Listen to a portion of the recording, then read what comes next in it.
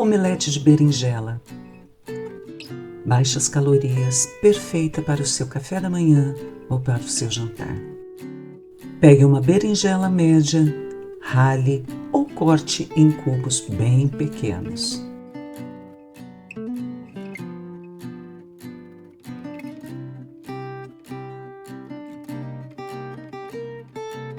Adicione meia colher de sobremesa de sal para desidratar.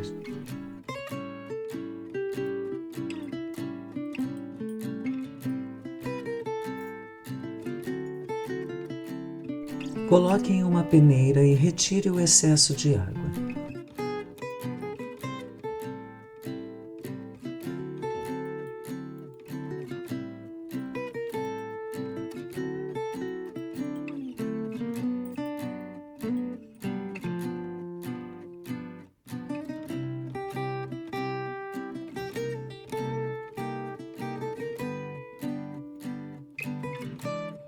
Rale 100 gramas de queijo mussarela,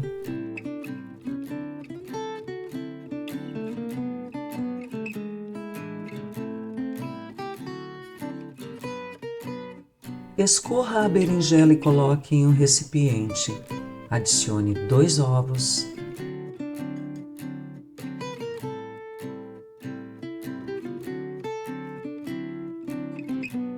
pimenta preta moída,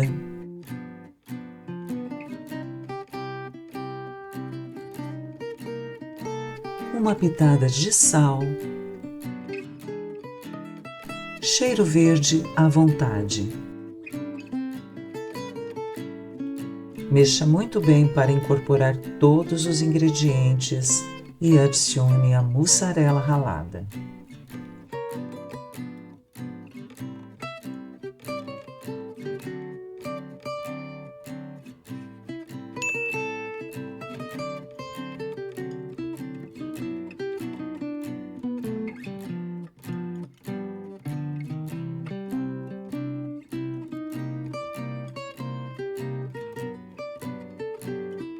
Unte a frigideira com um fio de azeite.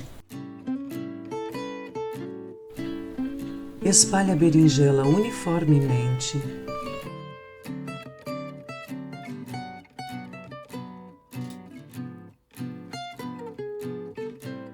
Tampe e deixe cozinhar.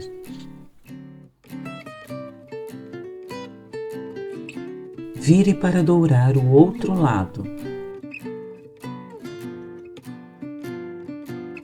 Coloque em um prato e aproveite.